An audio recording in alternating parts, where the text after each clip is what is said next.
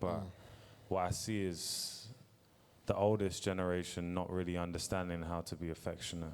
Jeez. And then the next generation kind of knowing that this is something that I need to do, but not knowing how to actually communicate that. And then from the way in which the youngest is laying his head on the shoulder of the mid, understanding that affection is needed within this. And I guess like it's the true sincerity that we need to have to be able to communicate with one another as black men. That's good. That's good. Thank you, bro. That's good. Anyone else? I don't know if I'm the only one that sees something different, but I agree with everyone else.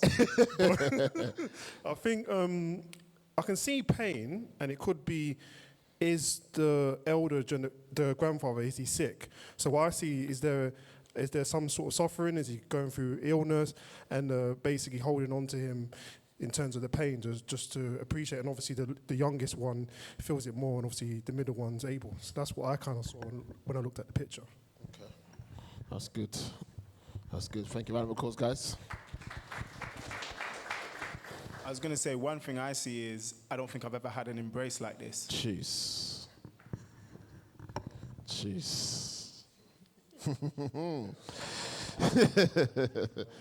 That's honesty. 100% correct. For a lot of men. For a lot of men. For a lot of us. I see in the older gentleman maybe a type of paralysis almost. Wow. Like he's frozen, like he doesn't know what to do with himself. And it's almost like coming back to like what he's had to endure in his lifetime, where maybe he's had to focus so much on survival, racism, all these other things. So he doesn't know how to soften up. He doesn't know how to be anything but hard, you know? So I see a paralysis, and as one of our brothers mentioned, like a sort of progression away from that type of paralysis. I like that. Where men are now becoming more aware that we need this embrace, and that's represented in sort of the gradual change that we all need. We all need to be the boy on the left, but because of circumstances, some of us are forced or have been forced or coerced to be the man on the right. Thank you, David. That's good. Got one here. Basically what everyone else has said, but I feel like the thing that's striking to me is there's a large degree of intimacy in the picture, but none of them are looking at each other. Jeez. And there's like a stoicism that obviously the granddad has. But for me, it's like you can see the masculinity in the image, but yet that aversion to kind of connecting directly in that moment. If that makes sense. Yeah, it makes perfect sense. Powerful. It's behind you, sir.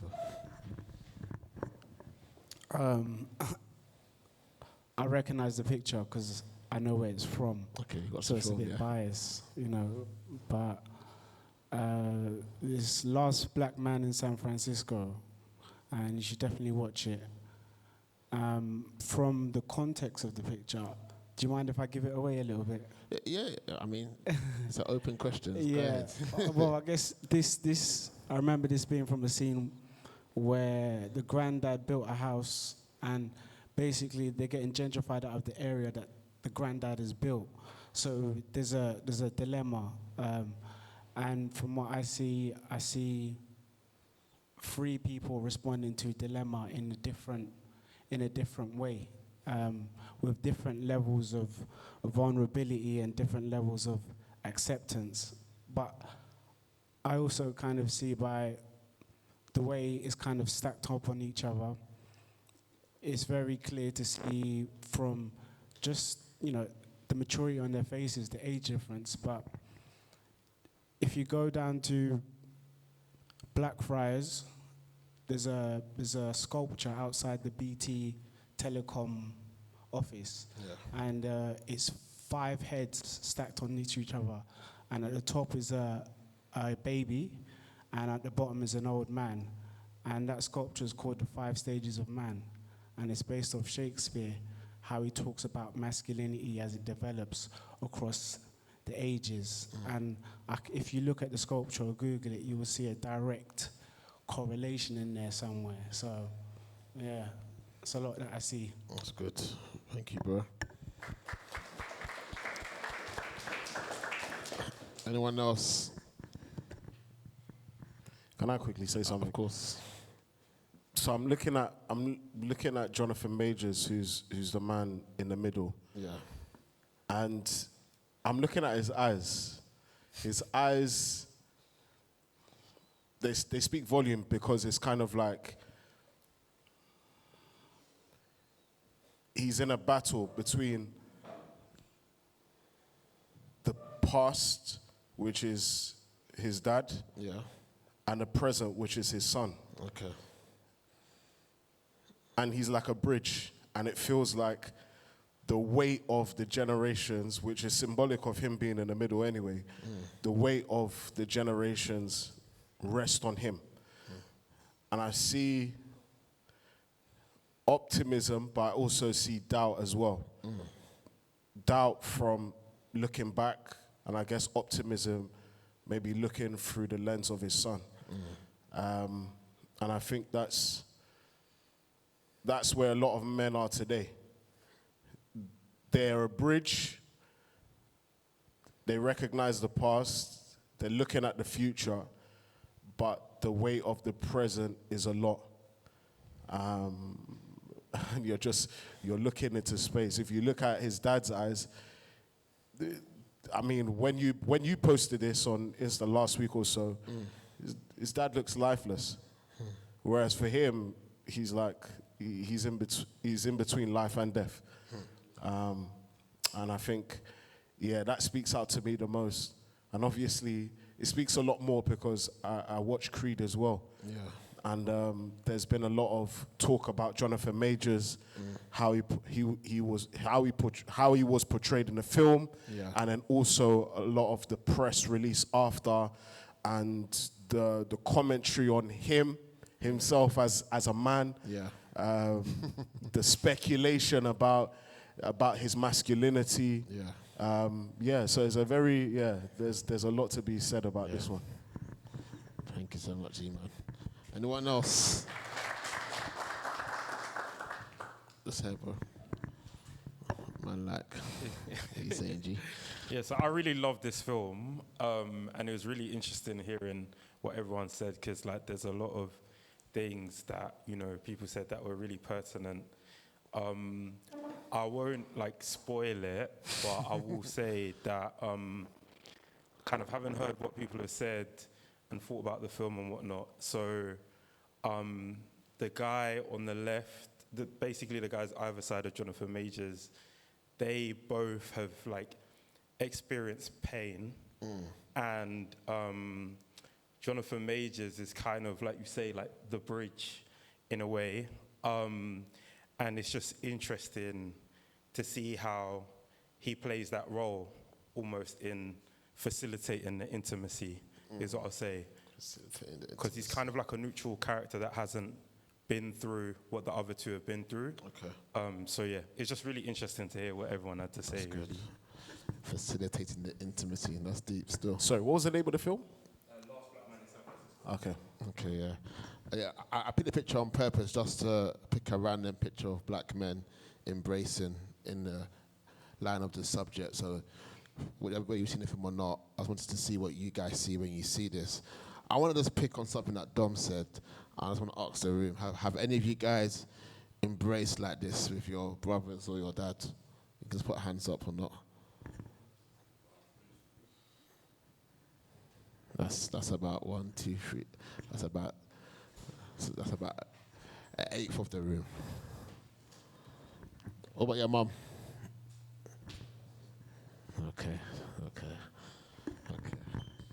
Okay. It's uncles. You know what uncles count? You know, it's another male figure. Uncles count. Uncles count. Do you mind if Yeah. So for those that raised your hands for the first question, what was the context? What was the context in that? Was it, was it something that happened in general, often? Did it happen maybe after a bereavement? Did it happen after maybe a big conversation? I'd love to know. So mine actually wasn't my dad, but it was my brother. Okay. So it was my brother on his wedding day. So yeah, I just embraced him. Was that the first time? No, Okay. no, but it was just a memorable one. Yeah. But like, I do have like a question, like, because I would like to have that, but sometimes with some family members, maybe like my dad or others, it's a bit weird. If I just go up to like, I'm just like, it will just feel a bit like odd. So how does one get there? Like, yeah, any suggestions? Any suggestions, guys?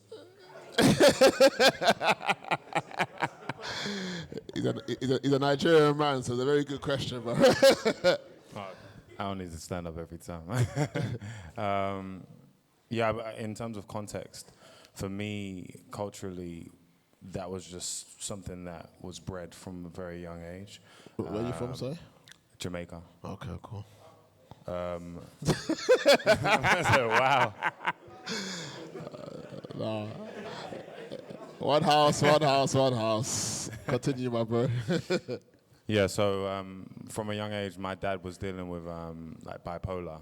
Okay. So, there was sporadic moments in his life where, if you know anything about bipolar, if not, I can explain. It's just a state of duality in regards to the state of mind. So you might be depressed at some points, and then at other points you experience episodes of mania.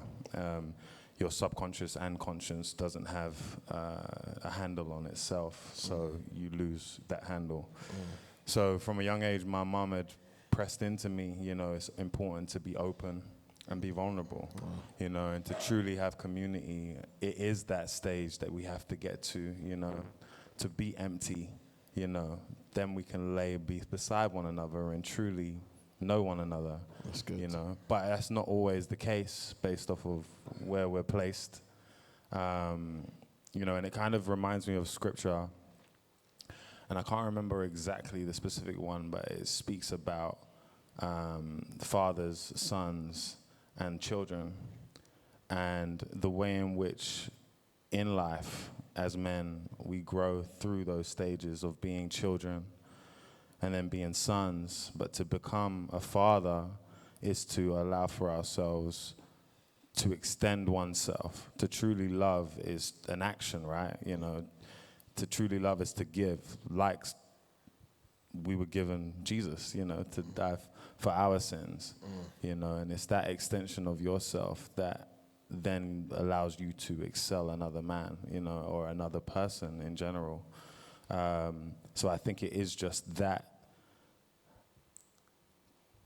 unlearning the sense that love is a feeling and knowing that love is actually just an action. Me standing here and being like, brother, I'm here if you need to speak to me, truly, is more of a stage how we're gonna get close to you being able to embrace you, or you embrace me, without you feeling like I'm challenging your masculinity. Because when we really deep it, masculine and feminine is in all of us. It's about striking that balance. Some people are more masculine, and some people are more feminine. But it doesn't mean that they're not heterosexual or whatever. It's just about the way that we're wired. And once we start to open ourselves up to gain more understanding, because obviously gaining wisdom, what does it say? Get wisdom, and with all wisdom, with all that getting, get understanding, right? So, with that, then then it allows you more to be opened up to what it is truly to be the men that we truly want to be, as we're all sitting here today. So, thank you so much. Yeah, go. You mentioned that your mom pressed it into you to be more open and transparent. How specifically? I think a lot of us need that going forward.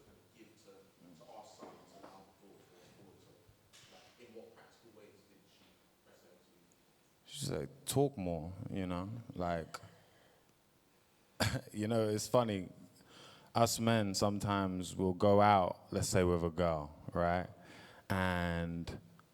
But we won't necessarily speak about it before we go out with that person, you know? Whereas women will speak about it all the way up until that moment and beyond it. Do you get what I'm saying? Like, it's kind of that same sense. Like, when I'm nervous about something, you know, I'll speak to my sister or my mom, or, you know, I'll speak to my brothers, you know, that I have, you know, and I'll just be open about it. I'm cool with telling my boys I love you. Do you get what I'm saying? And I've always been that way, even when they didn't tell me that back. Do you get what I'm saying? So, because it's just like, I understand that that's what it is, and I know at any moment you could not be here, and I want to let you know that. You know, and I think it was just that sense of speak about your mind, speak what's on your mind, you know, because then it's not laid on your mind anymore. You know, there's no need for me to be anxious or fearful, right? Fear not, you know what I'm saying? Because there's nothing to be fearful of, really. So yeah, it's just that, obviously that's a very simplified way to speak about it, but yeah, it was just speak about it more, man. That's good. Thank you so much, bro. Go on, Todd. I was just going to give another practical way you could do it to embrace. I guess it's, like our brother said there, being open, but I guess practical way is just encouraging somebody, encouraging your brother, noticing the things they do, even if it's very small. Is that, I noticed that you done that, and then encourage them, so you don't go straight to a full hug, because obviously that's awkward, but the gentle touches on the knee or gentle touches on the shoulder, just yes, and then you keep warming up to those small stuff to eventually you will embrace in a hug. Because I guess if you start going in there, it's going to be awkward, but it's just, if you know the person is uncomfortable, is working it up towards there rather than go straight into that. And I think we sometimes think, it needs to be that. If it's not that, then it's not good. But it's just small touches here. Yeah, I see you, bro. Then after that, it's... You found that awkward, yeah? Hey. Personal space, bro. Personal space. Well, it's been discerning to know what the person is comfortable with. But I think going straight to that, I think as men, we go straight to that and think, okay, it needs to be that, without understanding the baby steps. Yeah. Before we went to that, it was the small things. That's good. That's good. You know what's funny with that one, is that if I'm honest, when I look back on any moments like this, we skipped the small touch. And when one man did this, it broke like a domino effect. And then everybody else has had to really receive the what do I call it? I don't know what to call it, but it was like a force. But by force, you couldn't resist it, because that's what you actually needed at the moment. So I definitely hear what Todd is saying.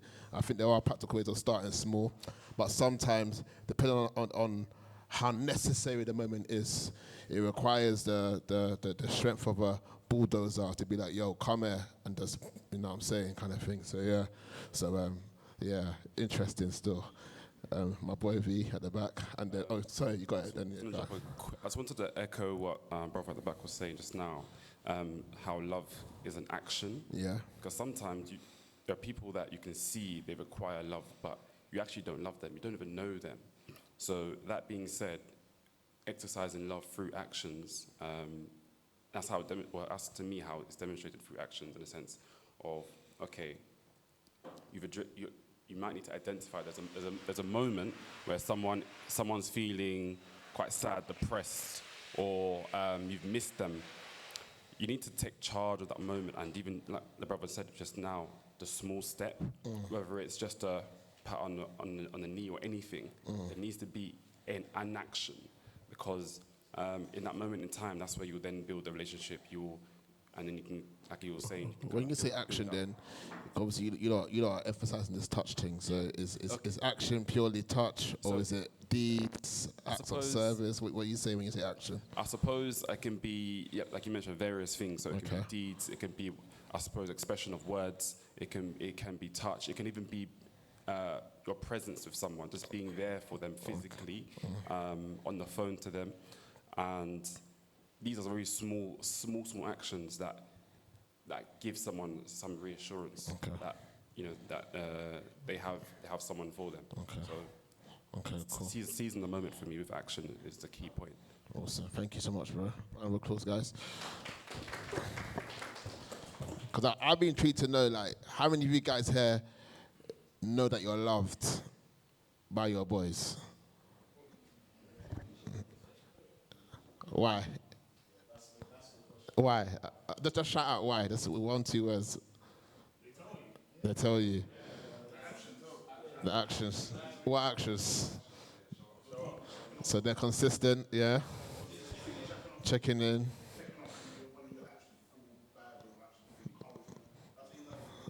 They're there for you. All right, anything else? Empathy. Oh, okay. That word, I haven't heard of MENSMONDAY for a while. Empathy, okay, cool. Anything else? When you need them. Okay. I'm hearing consistency a lot. All right, cool. We'll break that down later. God. I just think it's more, because a lot of masculinity is more in realness. So for me, it's just being real with each other. Like, so you might see, like, I might be out and I might see a brother and he looks good. And I might say, oh, what you're wearing looks good, that's hard. And then you compliment them and they're like, oh, thank you so much, like, it was really good. But I think it's just more in the sort of realness and like, just, you don't have to have steps of touching, it's just being real. Like, you could just say, look, Dad, I love you, man. Everything you've done for me. Like, you could do it in a masculine way or it could be more feminine, but I think it's just more in the realness. And then a point I want to touch on is that Amari Harwick, the person that played Ghost in Power, he was outside like at an event, and then a brother and his girl, the girl went up to him and said to him, oh, I love you. He said, oh, can I get a picture? My girl wants to get a picture. And he was like, oh, like, and then Amari Harwick went to him, but what about you? Like, don't you love me? Like, I'm a guy's guy. Like, I like my guys. Like, I've been acting really hard. What do you think of me? And he was like, oh, yeah, I do like you too. And it was that was that empathy there. But it's like your girl wants to get a picture, but he was like, what about you? Like, I'll do the picture, but do you love me? So it was kind of like, if you see the clip, it was just like, and that was that empathy. And the guy was like, yeah, you know what, I'm a fan of you. So it's just like the realness there is a bit of tension sometimes, but sometimes just being real. Like, if you think someone looks good, you think someone does something well, or if someone's, I don't know, someone might have a nice car, you might see him, oh, that car looks hard. It's just like, and they'll just appreciate it and just come back like, oh, thank you, because sometimes we could be a bit tense and like, oh, shall I say that? I don't know if I say that, and it could be in your head. So it's just realness and just saying, you know, just being vulnerable. But at the end of the day, no one's going to say something bad. It's a compliment. They're just going to take it and say, yeah, okay, fair enough. So I think it's just being real, really. Being real, being authentic. I know the compliment thing is like, you know, I'm trying to be like you, bro. or them, oh, I see you got new, whatever. Then you feel that sometimes the compliment things, man, them hide behind saying the real thing for what it is. So, rather than that's what I see a lot. You know, Nicholas does a lot to me still. So, but I love you, bro. But even that, because the reason why I'm asking you guys how you know that you're loved is because I feel there's the communication aspect of beyond saying I love you, but us knowing that we're loved. I feel like as a man then, when it comes to probably explaining that, I see a lot of gaps. Yeah. And therefore, I'm not saying being loved is only being known emotionally, but I feel there's an emotional part here where I feel like there's a love that goes beyond just what I can do for you, but a love of like, I've actually got you. You guys hear what I'm saying?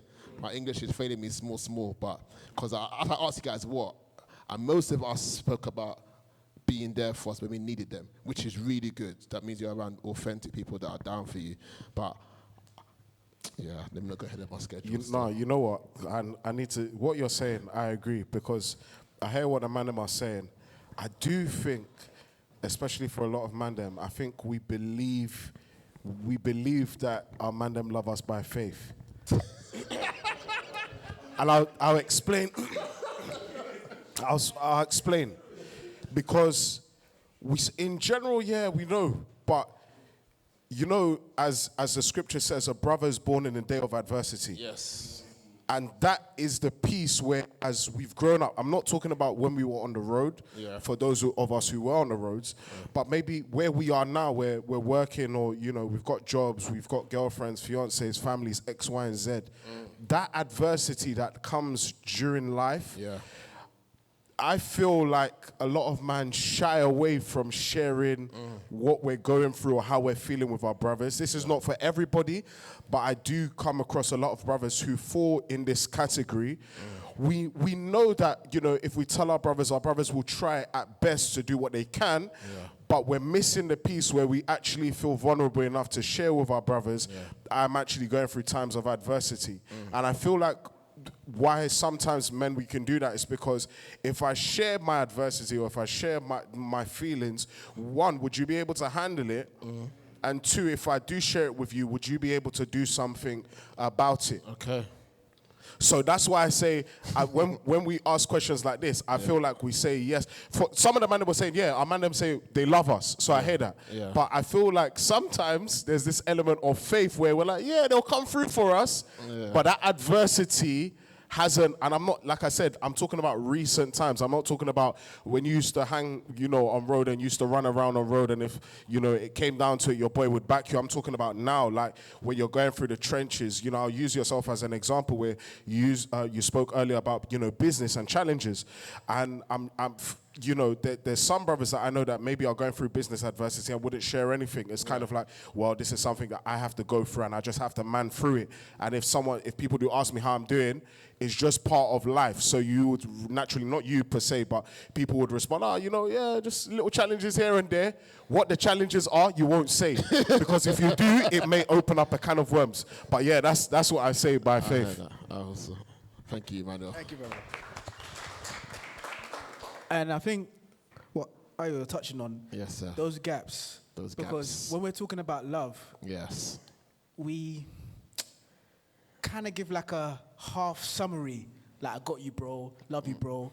But it's not the, you know, I'm trying to be like you, bro. Like admiration and stuff like that. Like, a man's not going to come to you and be like, bro, do you know, do you see what you're doing here? I really love it. I want to emulate it. Da-da-da. They're not going to give you all those details. They'll just give you that snippet. Yeah. So it's almost like, when I'm trying to give you my compliment, I don't want to give you a big head, like I'm holding back small. Do you know what I mean? So then coming back to your point on the adversity, because a lot of brothers haven't had that intimacy in the positive. Yes, sir, of course. How are you going to have the intimacy in the negative? Okay. Do you get what I'm saying? So where is the deepness in our relationships? And then the second thing that I also mentioned is, do you trust your brothers with that information? And can they cover you?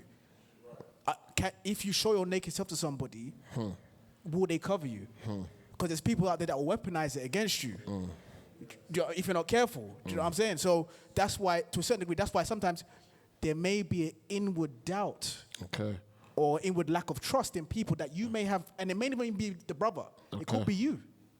Okay. Do you get what I'm saying? Okay. So it's like almost like we protect ourselves as men. When we link up, I'm cool, bro. Even when you say that, you could be crying inside. You're crying to God inside. But to protect yourself in that environment amongst your brothers, you protect yourself by minimalizing whatever. And that's why we have the suicides. That's why we have the mental health issues and the drugs and all the rest of it. Okay. So that's good. Thank you, bro. As you were talking, Rev wants to go, Iman, then just show. But as you were talking, do you guys remember last year we did mental health with Stacey? And she spoke about we live out of two realms, love or fear. And when you was talking about, you know, the weaponization, I find it interesting because if most of us are honest, we probably haven't given the opportunity to be vulnerable, but are already scared about being vulnerable. So already in us, as you said, because it could be us, we're projecting fear or projecting shame, projecting guilt, projecting whatever it is that we're feeling about sharing, maybe because we haven't been taught the language to express emotions. Therefore, there's this common thread of where I've got you, but what does I got you mean? X, Y, and Z. We don't have language for that. Or fear holds us back from sharing 99, but we share the 1%. You guys follow what I'm saying here? So the reason why I'm saying that the gaps, because I feel like the gaps that we're seeing with these three guys that you guys were saying was that, you know, we're seeing emotionless, emotionable, it's not a word, but you know what I'm saying, and then we're seeing emotion. And we're seeing a range of expression where the older one didn't have language, this one is kind of learnt, this one has got it. You guys hear what I'm saying here? How many of you feel that you got it? that you know how to give language and expression to your emotions. Okay. This is very interesting. I did something else to clarify the question. I ain't gonna explain myself. Okay. How many of you lot are married? Okay. Okay, cool. Okay, cool. Okay. I'm gonna stay there still. Who's got the mic? Yeah. Okay.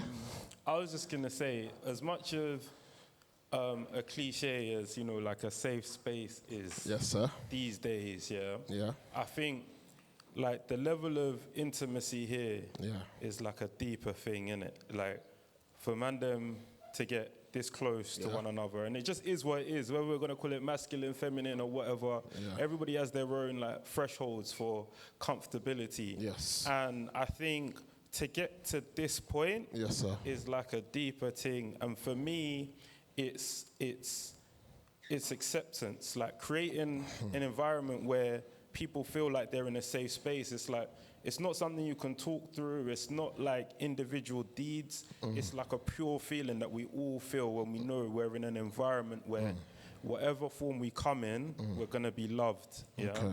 And I think that requires a level of consistency, like people have said, but also like, just thinking about like how some of us may have grown up, there was almost like a franticness to the love that we experienced. Sometimes it was conditional. It was like, you've either taken the meat out of the freezer or, the slipper's coming out, And as much as we laugh about it, on the subconscious, like that messages to us that there are conditions to our love. Like we have to do certain things to be worthy, to be accepted, to not feel shame, to not feel guilty, to be worthy of love. And I think, when I see certain kids with like their parents and stuff, yeah, you just know the ones that feel like in certain environments, like this is my space. Do you know what I mean? You man are all just visiting, yeah. Like, and that's fostered by the parents ultimately accepting them in whatever context they show up in. It's beautiful. Absolutely beautiful. Rev, yeah. What was I going to say again? One thing about this, going back to Game Changer's point about knowing the man them love you by faith. And then just in terms of what I can see in this picture, is that every man, although there's proximity there, they're together. Yeah. And you can see physically there's closeness, but they're still in their own world. Okay. And I think that's what, as men, we are very, very proficient. Yeah. Even when we're around other men and around other people, we still have this whole world of emotions going on the inside of us. And so you could be with the man and you can talk, but never talk. Okay. Do you understand? You can say things that they're still important to you, but you're never really touching the turmoil or the anguish or the anxiety or whatever you're going through in your world. And part of that, I think, is because there's a bit of an emotional repression in us, particularly in comparison to women in general. And a lot of times you see that play out, even in terms of, I could say it personally, but even I'll talk about it like professionally, even in terms of when you pastor, if you pastor a couple, and they could be going through something, challenges, issues, things in life,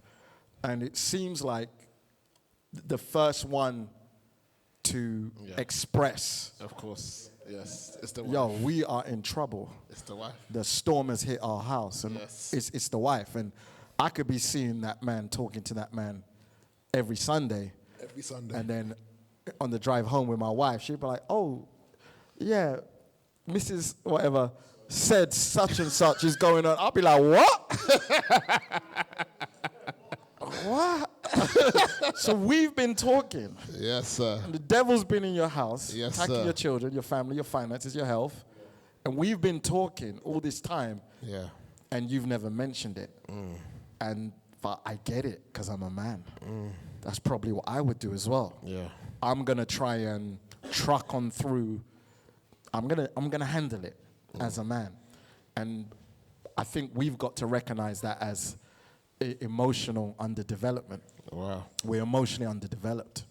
And part of that is cultural, can be cultural.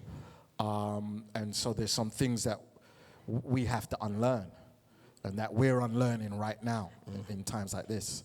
And so for even what David did is remarkable. You probably wouldn't never hear a man get up and just say that off the cuff. But obviously, we believe that this is a safe environment, a safe space. So I can say that as a man, that certain things are going on. That's good. So yeah, we've got much growth to do, because when you pointed out the statistics, it all adds up. Yes. You know, middle age, and when you hit that middle age, that age range 50 to 54, you know, that's when, you know, the weight of your past is crushing you. The fear of your future is destroying your mind, and it's unrealized hopes, dreams, and very much you get to that place and you've never articulated that to anyone, and so you just check out and you're gone. Wow. So yeah, we've got much unlearning to do. Wow. I think as men in general, in terms of how and what we class as manly emotions and female emotions. Okay. But let me stop there for now. Emotionally underdeveloped. Thank you, Rev. Good afternoon, everyone. Good afternoon, sir. I concur with what there was a brother over here that was talking about emotions. Yes. I concur with what he was saying. When I was in the first church that I was in, when it wasn't like a Jamaican church, so I didn't really see that whole I love you, brother. You didn't really see that. All of the man them, pretty much when I look back now, and I don't want to be disrespectful, but most of them were broken. They were surviving, so they didn't really show that. So I didn't grow up around them. My dad wasn't that type of person. He showed his love through actions. He will buy you something, but he will never say I love you or anything like that. So then, when I ended up leaving that place and I went to the second church that I went to, and I saw it was a completely different story. Man, them was telling each other that they loved each other, they were hugging each other, and I was like, this is weird.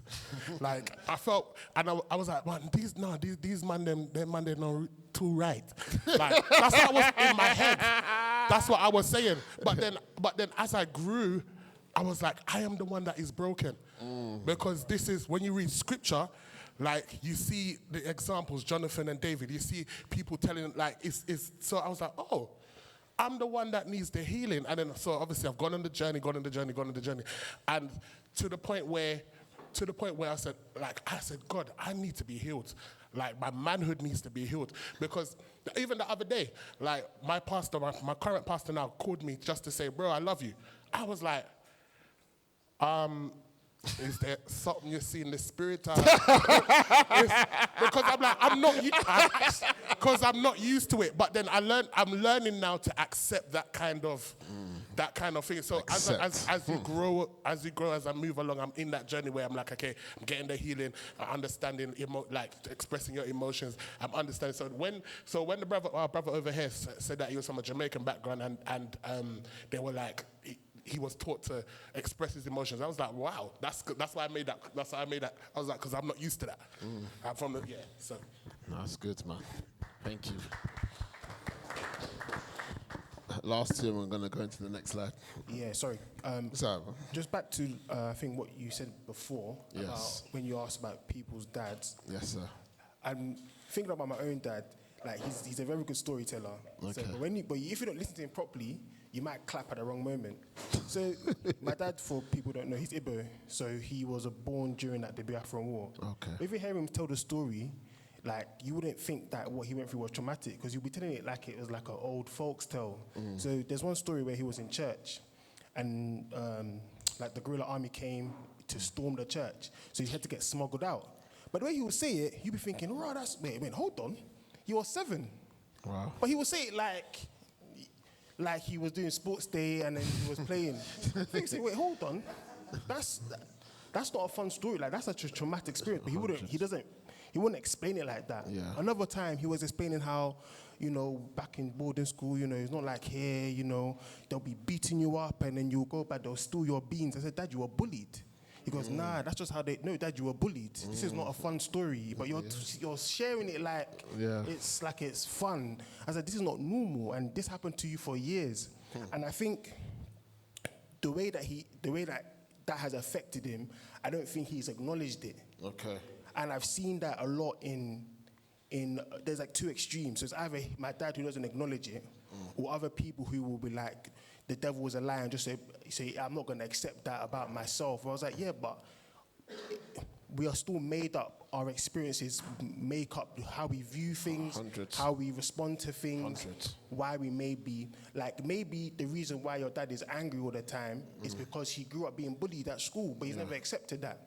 So if you're not deep in when he shares those stories with you, you're thinking, I hate my dad, he's always angry at me. But no, he's traumatized, he just hasn't dealt with it. Yeah. Or the reason why your mum is, might be quick-tempered is because maybe her mum and dad weren't around, and that's why she hasn't dealt with those emotions, and now she takes it out on you, and she hasn't dealt with them yet. Yeah. So when I realized that, it's actually with my friend who's also Igbo, and she highlighted that to me, and I was like, wait, hold on, I never considered that.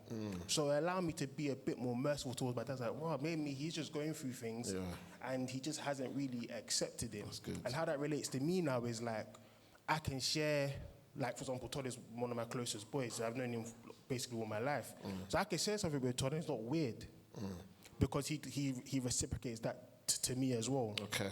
So I think it's understanding it and understanding like, well, when we go through things, whether you were bullied at school or maybe you were exposed to porn too early or whatever it is like, don't run away from that, right? You don't have to accept it as your identity, but it's part of your journey. Like the reason why you're viewing things the way you view them is because maybe the reason why you don't treat women respectfully is because you watched porn for 15 years. So don't pretend you didn't watch porn for 15 years. Accept that you watched porn for 50 years and say, okay, how can I change my mind now so I can see women as image bearers rather than a porn star? So I think it's accepting the journey that you were on, understanding how your parents, they were on a journey as well, and that influenced how they raised you as well. And then you can take the good and the bad and not put it on yourself as your identity, but say, okay, cool, I'm going to go this way now and try not to replicate those things that I've seen and I've experienced. So, that's good, man.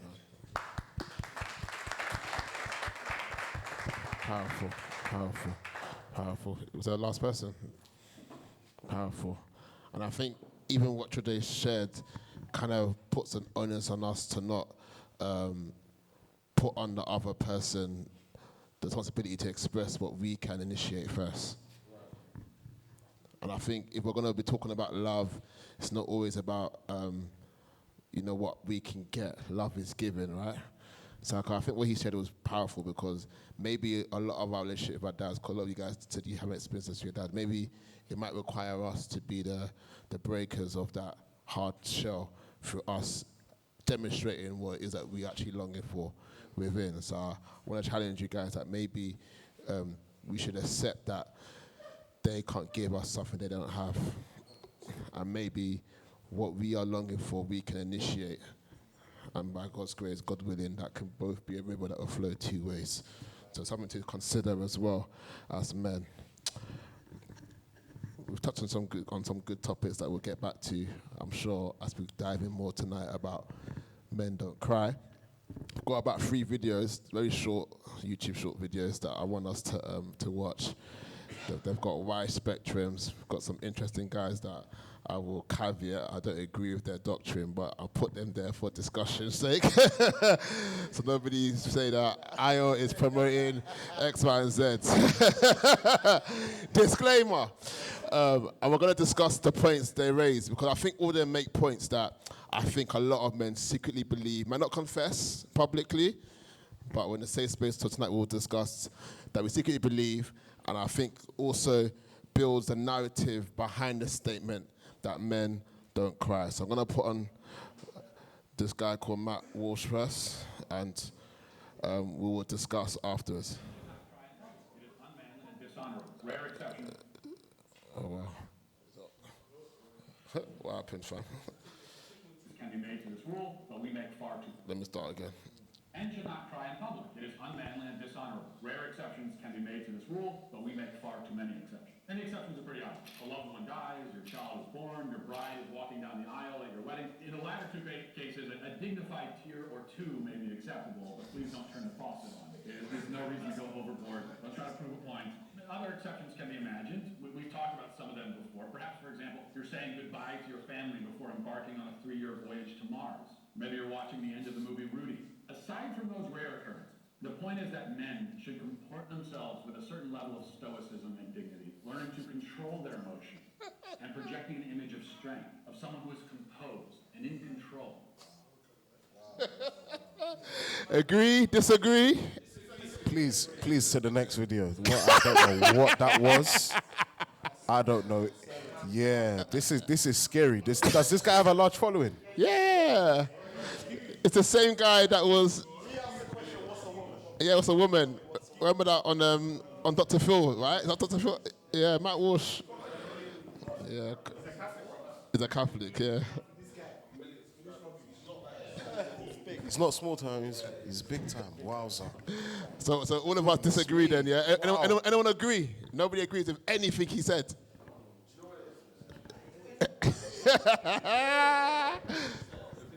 Give him the mic. I don't agree with what he said, but this is what society really feels deep down, right? Okay. The first reaction to a guy sobbing uncontrollably, you're thinking like, raw, like.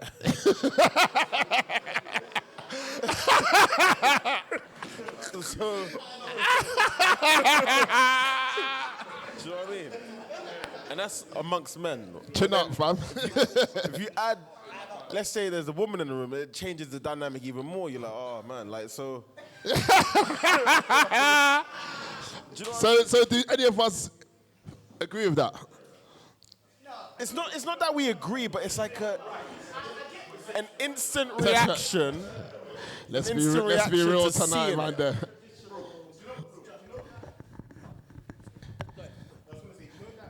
Video that went viral of the groom crying uncontrollably. Yeah. That made me uncomfortable. Not gonna lie. It was a lot.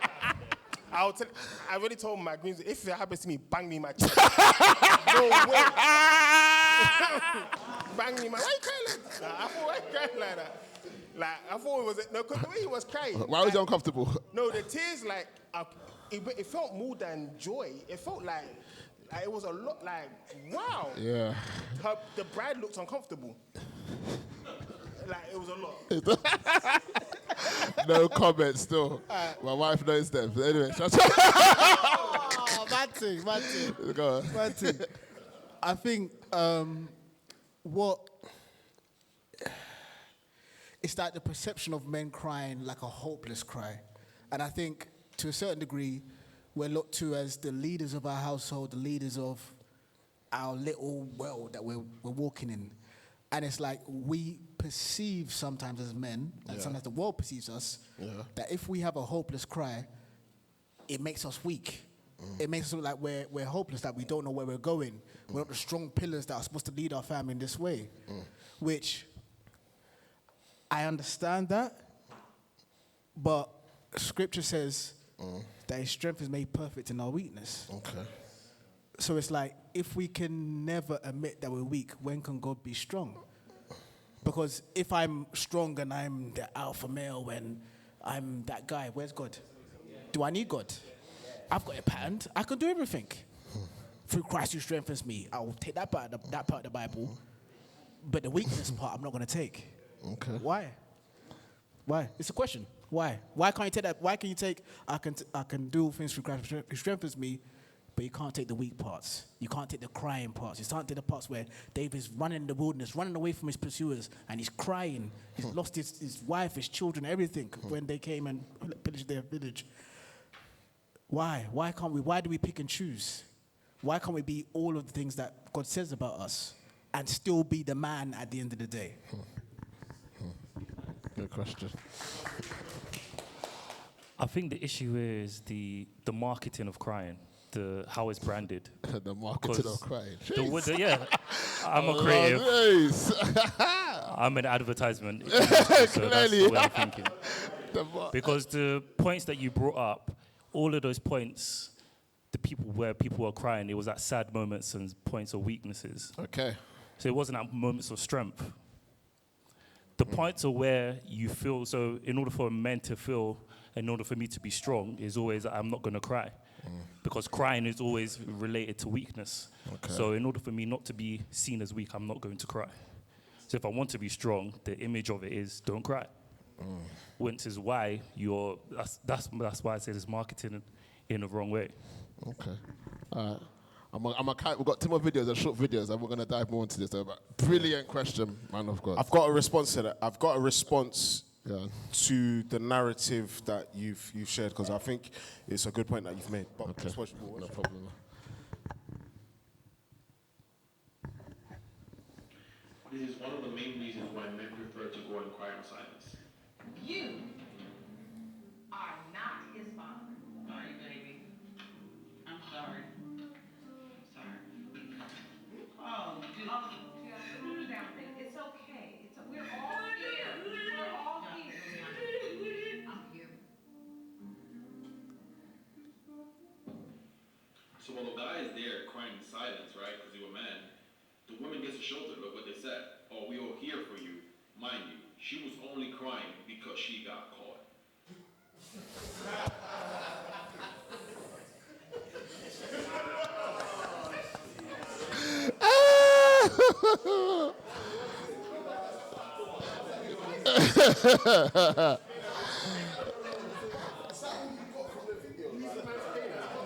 Agree? Disagree? Iman says that all you got from the video. Is that all he got from the video? I don't understand. Like, imagine a man, you're raising a child that you feel is your own. And the depth of that moment, like, the only way he can express himself, that's how he feels best to express himself in the moment. And you're coming out to say, look at what happened to the woman. Bro, like, think about what's going on with that. Don't worry about what's happening with that woman. Think about what that brother's going through.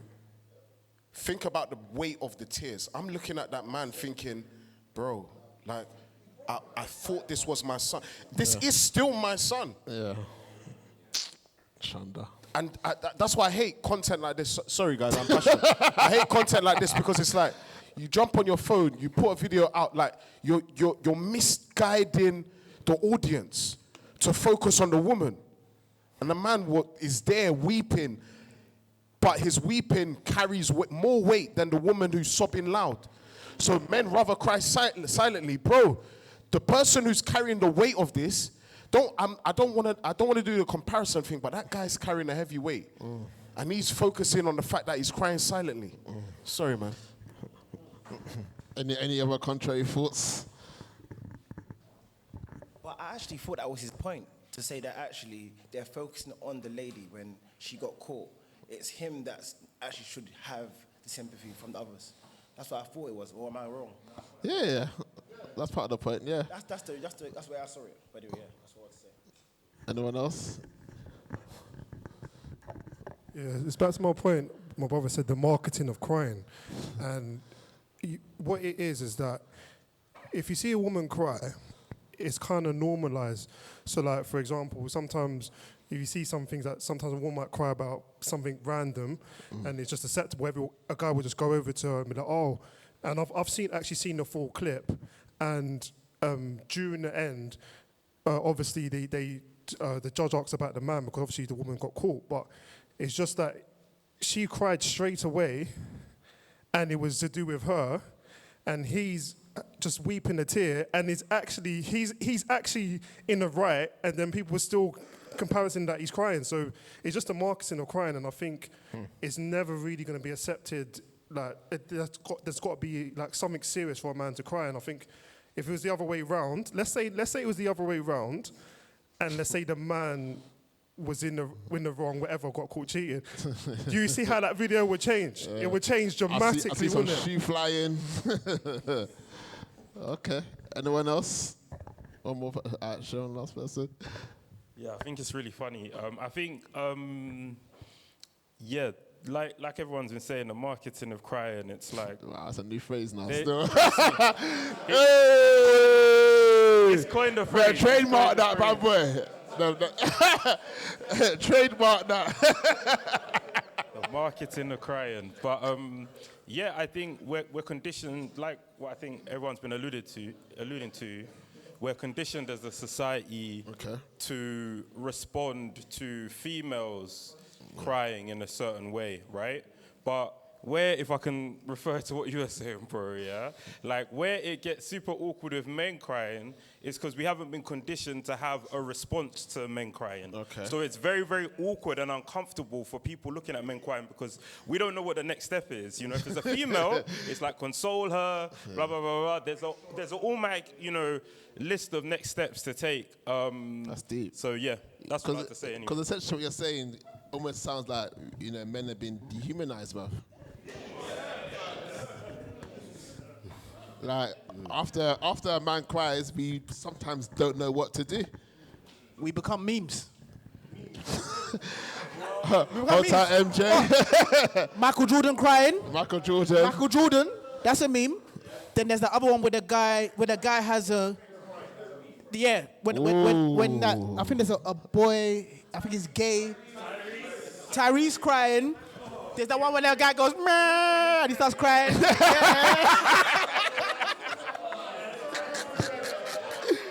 We become memes. Yeah. We become memes. It's not respected, fam. All right, one house. So you see that repeat time and time again. You become a meme. So it's like, you don't want to be that guy. So that's why my man, he probably wants to break down and roll on the floor. But he can't. Because he knows, oh yeah, TikTok will take you. That's it. That's the marketing of crying, guys.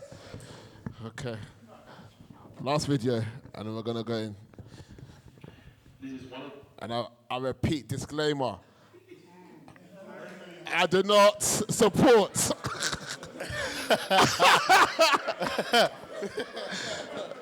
I do not know this. All right, that's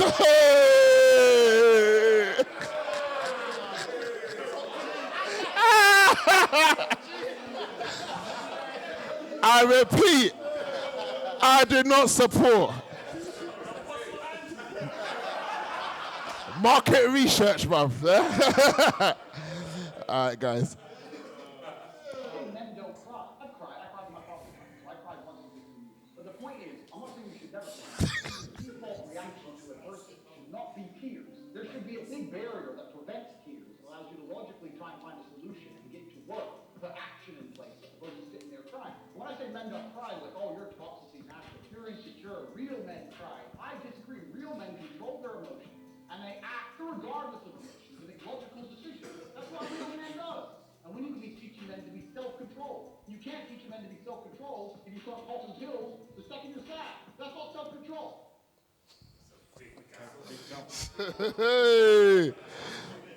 Agree, disagree, in the middle, 70-30. Wow, look at the audience. Everyone's saying, Basically, yes, sir. Understanding, and I've watched quite a bit of content from this guy. Okay. He says everything purposely to be triggering and to be viral. So if you take points that he makes as the gospel truth and anything, you're probably being sold marketing for his promotion that is polarizing people in one way or another. Okay. So it's never that black and white in any situation. You can cry and still get to work. You can cry and still figure out a solution. You can cry, pray to God, God give you revelation, and you can deal with what you need to deal with. Okay. But he's trying to polarize men and to put them into one category to create a certain type of man. And by understanding his father, how his father was a very militant, regimented man. Okay. Like all about warfare, big chess player, all the rest of it. Okay. So I understand the things that maybe shaped him and shaped his thinking. Okay. And he's taken it to an extreme, which obviously is made him who he is. Okay. But again, we have to always, I believe we're all Christian men, we need to come back to what the word says. We need to come back to what God says about a situation. And crying is mentioned, crying out to God is mentioned so many times in the Bible. So it shouldn't be something that these new age sort of doctrines states that you are this impervious brick or metal statue that whatever comes to you falls off your back like water off a duck's back, and that you just figure out a solution. That isn't life. That isn't true. And that puts men in a situation where they're sitting in their room and they might go and top themselves if they come against a situation that they cannot figure out. What about in that situation? What if a situation that you cannot fix? Okay. What if you get a cancer diagnosis? What if a family member dies? What do you do then? You can't fix that. You can't bring them back to life. It's not logical. So he said you're allowed to cry then still. Sorry? He said you're allowed to cry when someone dies. Oh, when someone dies. But this is the point I'm saying. It's like, okay, so a death in the family is allowed. Yeah. Okay, but what about cancer? Or what about being made bankrupt? Or what about losing your business, losing your house? You're not allowed to cry in any of them situations. It's not good enough. You know, what's the barrier? It doesn't make sense. Okay. It doesn't make sense. Anyone else? Thank you, bro. So I watched a few of his videos, and one thing I've noticed about him There is are that confessions today, boy. Wow. one thing I've noticed about him is that he's always delivering two messages in one video.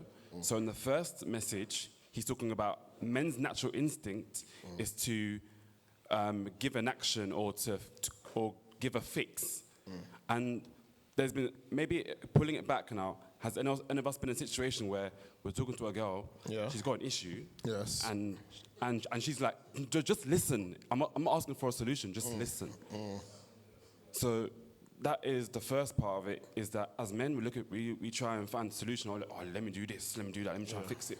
Just sit, be quiet, and let me put my head on your shoulder. That's it, that's what they want sometimes. So that's the first point.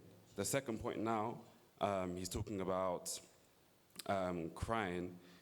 I think my brothers already touched on it basically, is the fact that you just need to, in some instances, emotions can be relieved in some particular ways, whether it can be from death, it can be from, there are instances basically that emotions can just be relieved, and in some instances for men, crying is not the release that can be for us. But I think the main point here is that we just need to. Our instinct is just to give an action or give a fix, but we just need to learn. Or what he maybe he could be saying better is that we need to learn when to just be a shoulder to cry on, just when to listen, and just when to be an ear that can take that situation on board. So yeah, he was always giving two messages, but I feel like the underlying message of Andrew Tate can always get lost sometimes. He does speak truth in the first instinct. As men, we like to give a fix, not listen. But again, his second point is that we can't always. That advice he's giving is not always applicable to all situations. But when does that become pride? Which part? What he's saying. What he's explaining about the way you deal with situations. When does it become pride? Exactly. That's the question. And also, was he saying men like to or men should? He said men should. So I wouldn't necessarily classify that as the truth. If you say men like to or men tend to, then I can understand. Yeah, men tend to. That's how people wired to. But he was saying that their natural response should be to X, Y, Z. That's where he lost you. That one is not even a red flag. That's a flag on fire. But you know what's deep? Even with your example, and then with what he's saying, because I would argue what he's saying is a reality for a lot of guys in this room. If I was to ask all of you guys, like when was the last? Sorry, let me hear him again. When was the last time you actually cried? Yesterday. In the presence of God. When last time you cried? A week ago, Friday. When last time you cried?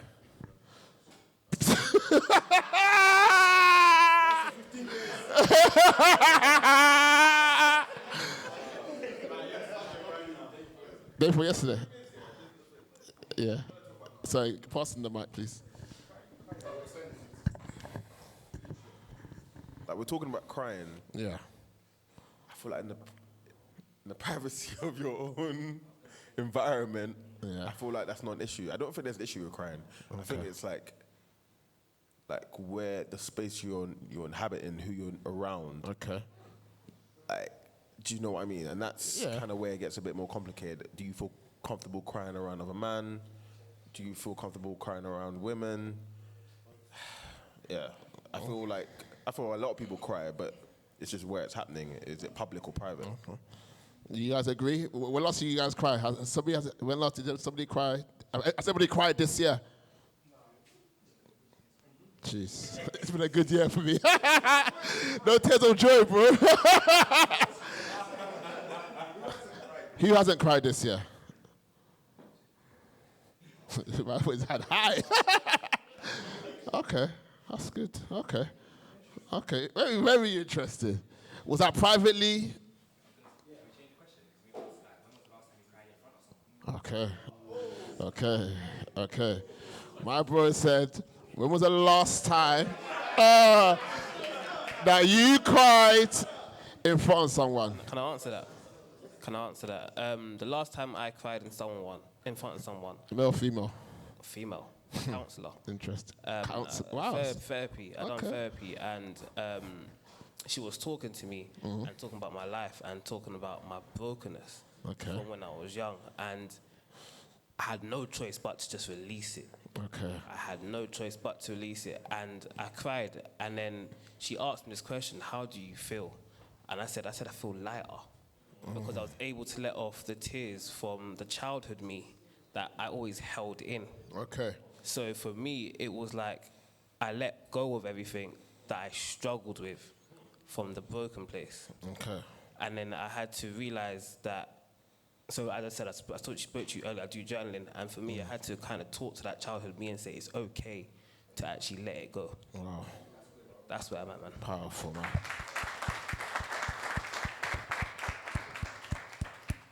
Okay, after this, I'm going to stop talking because I feel like I talk too much today.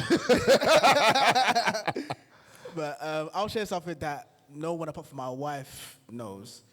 About, when was it? It was almost about a year ago. We tried, obviously, we've had a difficult year, busy with work and everything like that. Cool. We finally squeezed out a little bit of time, a little bit extra cash to take our boys on holiday. And my son, he loves planes, he loves going on holiday. So we finally squeezed at this time, squeezed at this bit of money. Like literally, we've had so much going on, house and all the rest of it. We said, okay, cool. God, you've made a small provision, we're going away. We've done everything, booked everything. We've now booked the airport parking. The airport parking sent us to the wrong car park. So now we've missed the flight. We missed the flight, and there's no option. Like, there's no next flight to go. The next flight's the next day, and they're saying there's like an extra like 8 bills. I'm just like, oh my gosh. 1K, bro. That's 8 bills. And I was fine.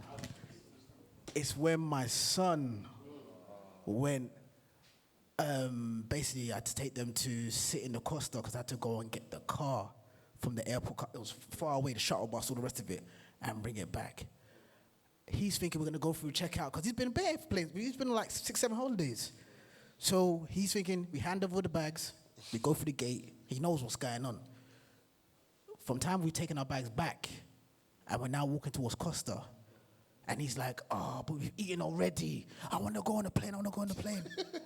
That broke me. Like, I started bawling because I felt like such a failure at that moment. And I haven't had a cry like that probably not in my entire adult life. Wow. But in that moment, I was just like, never again. I just knew, and I said to myself, never again. But I don't know why I'm saying this, but I just felt like I just need to share it because it's important to acknowledge those moments where you couldn't hold it back. So you see what you said about crying, not yourself, sorry, my brother there, about crying in a certain specific location. There's times where, oh yeah, it will come for you. And wherever you are, whether it's at church, wherever, bro, it's just got to release. And it's like, it doesn't take away anything from you. Because it's sometimes we go through mass situations, isn't it? And it's not, I've got to control my cry. Let me go to the car and then bust this tear. You know? Sometimes it won't be like that. And it's like you have to be honest with yourself and true to yourself and just let it, sometimes you just got to let it go and just say, God, I'm not in control. I'm upset. I'm sad. It happened. And then you move on. That's good, man. And then my man. So a question on that. So you said that you cried at that point, like in the presence of your children, and you said never again. Are you saying that you won't cry in front of your children again? So I wanted to clarify, because I personally think that can be healthy, because a lot of us in this room, we've probably never seen our dads cry. And it's like, maybe if we had, we would feel differently about expressing ourselves. So I just want you to clarify that. So, as one of the brothers said, pattern up. Hello, get to the airport early, all the rest of it, so that we're planned properly, we're not going to miss the flight again, or whatever. But obviously, if the situation arose again, or something that made me cry in that way, fine. Yeah. But I mean, pattern up in terms of make sure we don't miss the flight. Make sure we make a plan, we set things in place early so that we get there on time. Now that is it trauma has happened, I'll be maybe overcompensate and make sure we're there 3-4 hours before, whatever, the rest of it. I'll be there. So that's what I meant. Also, the brother next to you. One thing I will say is that from what I've noticed, there's actually a benefit in crying around people. Okay. Two things. So, like, crying, obviously, when you're crying in church, there's people that will support you. But I think the main thing for me, because I've never got any, like, quote-unquote love from my mum or my dad, like, not seeing, like, I've never heard them say, like, I'm proud of you, or, like, never felt like them comfort me in any way. When my granddad passed, and I walked back in, so I found out my granddad passed when I was on my way home from work, because I was working night shift. I came into my house, and I saw my mum, and I've never hugged my mum before. I've never, like, done anything like that. I broke down, and in that moment, I came to an understanding that I was able to actually get comforting from my mum. Like, she hugged me, like, and at that point, I realized, so maybe I can get that comfort. It's just being vulnerable and being open, and actually transparently just being like, you know what, put my pride aside. If I need to cry and I'm around people, I'm gonna do it freely. And also, one thing that made me realize at my granddad's funeral that my dad went through stuff is that even when my granddad died, that's his dad, he never cried until the funeral day. And then it made me come to an understanding that my man's actually gone through stuff in his life. The reason why we don't have a good relationship is because he didn't get what he specifically wanted when he was younger. Now it's like similar to that photo slightly. But I came to my understanding that in seeing him cry, I can now be a bit more transparent with him as well, to understand that, like, he's gone through stuff as well. I'm getting somewhat the backlash of it, but, like, there's still a way out of it, if that makes sense. Yeah. So, yeah, there's actually a benefit in crying around people. That's good.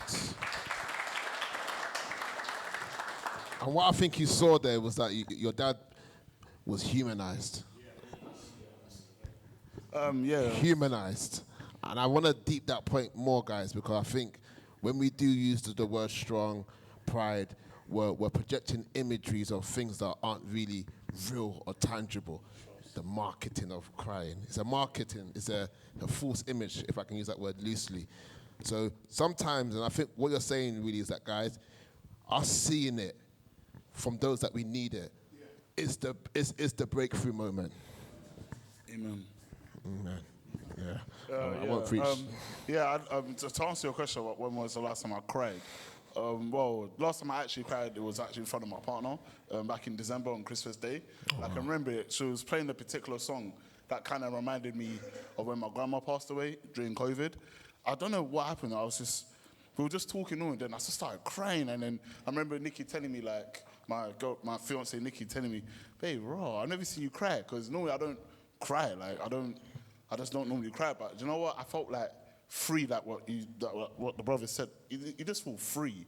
Like, I thought, you know what, like, it's normal. Like, it's okay to, if you're feeling like to cry, just cry. Like, I didn't hold back at all. Like, you know, I just thought, I just have to be real, like, because, you know, especially growing up in an African household, they say, oh, you shouldn't cry. Oh, wipe your tears, wipe your tears. You have to be a man, you have to be a man. All of that. But in reality, like, sometimes, you know, crying is healthy. Like, you can't always hold back the tears. Like, you can't always just try and put on a mask, like, a front that, oh, yeah, I'm all right, man, I'm cool. But in reality, you're not cool, like, you're actually sad. So, yeah, man, that's about it, really. Thank you, Carl. Brother here. And then Mike. And then Thanks, me. man. I just want to, like, I think what the guy just before was saying about people seeing you cry. Yeah. And I think if you cry by yourself, it's kind of like you kind of like manipulate yourself to think, oh, it didn't happen, or like you forget about it, or you My kind of wash it G. away. Come on. Yeah, but Talk on it. But if you actually do it in front of people, it's that acknowledgement that I've actually done this, Yeah. and it's affected me this much. Yeah. Because one of my friends passed away over COVID. Wow. And my parents, my dad was like, oh, you never, like, men don't cry, all this thing. So I was just holding it. All my mates were telling me, have you cried yet? Have you done anything? I was like, no, I'm fine. Got to the funeral, saw his sisters, and then I had to do a speech. After, I just was bawling for like 5 minutes. Wow. I was just like, I never experienced it before, like people like comforting me and everything, and it was a release, but something I was just holding in for so long, because I was thinking, oh, I'm going to be less of a man, or people aren't going to respect me if I cry. And that release was just so, like, I felt like it was like from God, like it was a gift, like I needed it to really get through what I was thinking about my friend that passed away. So, yeah. Powerful, man. The guy next to you, behind you. Yeah, I was just going to say, in terms of like the crying, I do actually, there's part of me that agrees with some of the things that they're saying, in terms, because I think the question was, should you cry in public? And in terms of how I'm seeing it, there's sometimes when I hold in a cry because of the situation that I'm in. So just to make it more real and give a better understanding, my wife gave birth in October. And thank you. So she gave birth in October, but the whole labour thing, first of all, the labour lasted 3 days, so that was mad anyway. But the labour lasted 3 days, and then in a time when it's time to give birth, then the baby started going through difficulties. It wasn't breathing properly. It wasn't until afterwards that we realised the reason it wasn't breathing is because the thing was wrapped around the neck twice, and that's why it wasn't breathing. But anyway, when it came time to now giving birth, she was struggling to give birth to the stage where they thought they might have to cut her to help her out and stuff like that. But at the time, she was bleeding heavily. But obviously, her focus was on giving birth to the baby, because she was panicking that, okay, the baby's not breathing, I need to get it out quick. I can see the blood all over the floor. I have to hold it in strong. That's not the time for me to start crying then, because if I start crying, she starts panicking, like, what's going on? Like, and then also as well, I'm anxious or worrying about what's going to happen with my son when he was born. So then my son's born, I'm seeing everything. As soon as his son's born, obviously he's not crying because he's not been breathing for God knows how long now. So they've got bare doctors in there. I have to stay strong. And she's praying, well, we're both praying, and her mum's there as well. Mum's already gone. The mum's broken down, she's on the floor. She's praying as well. My wife is praying, like, for my son. But I have to hold it still strong then, because I'm praying now for my wife, because she doesn't see how much blood is on the floor. And I've like experienced this with one of my aunties as well, where she died because of the same way and everything. After everything was fine, like after the baby starts breathing, the baby starts crying, they take him to NICU, and then they took her to surgery to close up the like her womb and everything like that. So she stopped bleeding and stuff like that.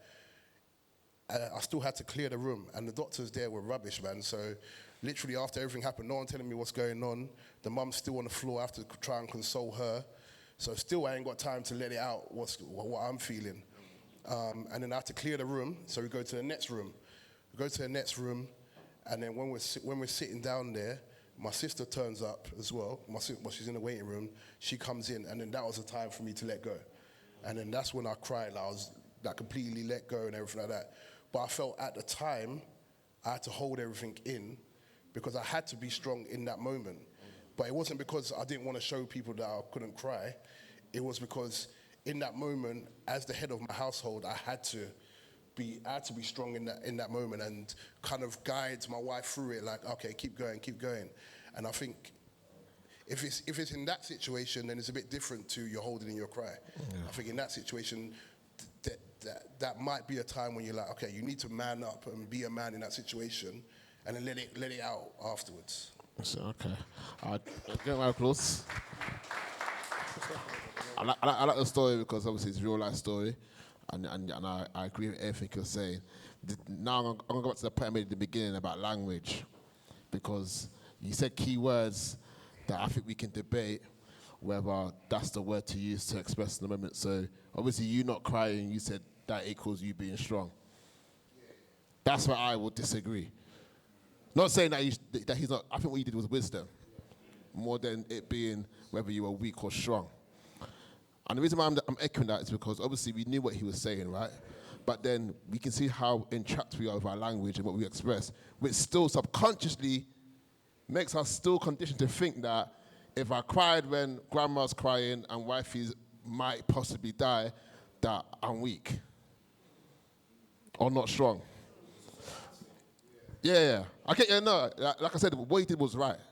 But I'm not saying the language that was used to say what it was is where we can still get entrapped in the mindset that not crying is being strong. Do you guys get what I'm saying here? Or the man up statement. You can still argue that one as well. But we know that he's a man because when the time came to cry, he cried in front of his own sister. You know what I mean, kind of thing. How many times did you guys cry in front of your sister? We could argue that as well. So I want to highlight that because even when we're expressing doing the right thing, our language, guys, and being married, I'm telling you, your wife will teach you about your language. You are laughing. And your language will catch you out. You may be expressing something, but how you're saying it is exposing what you believe about what you're feeling. You guys following me here now? And what you believe is what you will live out. I'll just stop there. Come on, preach. My bro, please share. No, thanks for all the brothers sharing. I think the main point is that a lot of the situations that we've all described, these are very, very traumatic situations. Yeah. So in terms of your situation, that is a traumatic situation. You might lose a kid. So you're in a situation. So in terms of crying, it's nothing to be being a man. You're in like a fight or flight situation. Yeah. So I think what we need to do, we need to understand and there is a theory on it. So there's a thing called attachment theory, and these are things that you have through your childhood, and there's a lot of traumas that we have and that we will carry. And we have to kind of realize that a lot of these situations is to do with trauma. So if you cry at the right point, it's fine, but we can't associate with, we cried or we manned up or not, because that's a very, very traumatic situation. The other brother in the front, when he said about his mum not showing affection or dad not showing affection, that is a very traumatic situation. So that comes back onto you. So you shouldn't question yourself as being a man, because it's all about being loved. So everyone has traumas in life, and I think we need to try and understand these traumas, because as men, we carry a lot of these things, but some of these situations, it isn't to do with us. Other people have traumas. Yeah. We might be in certain environments, but we're always thinking about masculinity. Obviously, the marketing of men crying as well, but a lot of these are traumatic situations. So it's not to do with crying or not. You was in a situation and